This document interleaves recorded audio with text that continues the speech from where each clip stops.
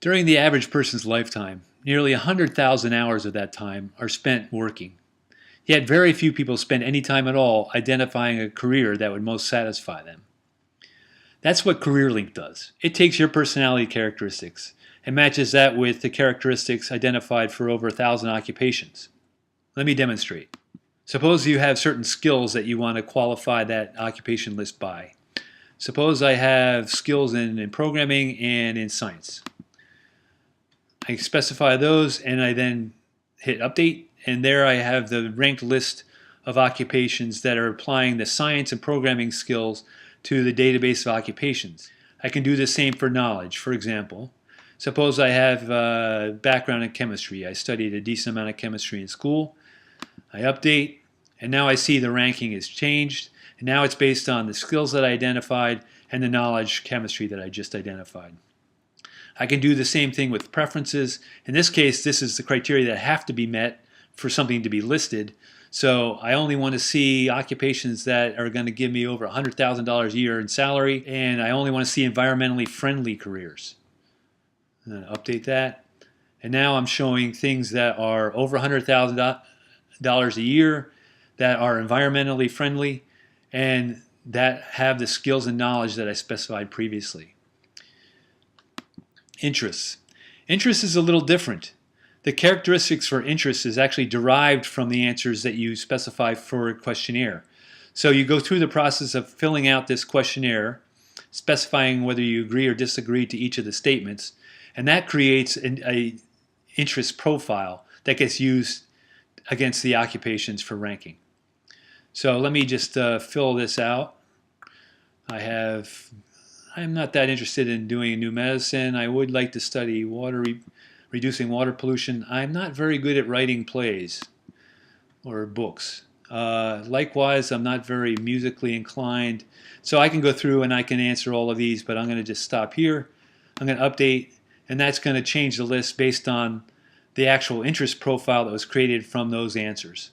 At any point along the way, I can pick one of these things. So suppose I'm interested in understanding more about nuclear engineers. I can pick one of these, and it'll give me detail about that occupation. So it gives me a summary, gives me information about the wages, the number of people employed in that occupation, whether there's growth over the next 10 years, and whether it's a green or environmentally friendly career or not. Also, the expertise level on a scale of 1 to 5. There's a decent amount of expertise required to become a nuclear engineer, so that's a level 4. You can also go in and see a roadmap of getting to that occupation. So, for example, suppose I'm currently I don't know, I'm a clerk of some type. I'm a court clerk. What happens is it shows me the current occupation court clerk, and nuclear engineers is where I'm targeting. Obviously a big gap between those two, and it shows me the gaps. Let me go to personality. So personality is probably the most interesting of the areas because it's a good way to start, and I should have started with personality because it's a good way to sort of kick things off if I don't want to invest a lot of time in answering, for example, the interest quiz. Personality brings in detail or information about my personality traits that is based on my DNA from GenomeLink. There's a set of big 5 personality traits that are identified by GenomeLink that I can pull in and use to sort of kick off the process. So let me go and pull that set of traits in. So what this is doing is it's linking to GenomeLink, and I'm basically saying, okay, it's okay to pull that information in so that I can use it. And it's going to pull that in, and then it's going to use that criteria to help with the ranking. So I see the various personality traits that are pulled in from GenomeLink. The first 5, as I said, are the big 5. Those are the ones that are being used to map to the rankings that we have for careers. Quite a bit of work has been done to understand the correlation between that big 5 set of big 5 personality traits that GenomeLink has with the personality traits that have been identified for career ranking.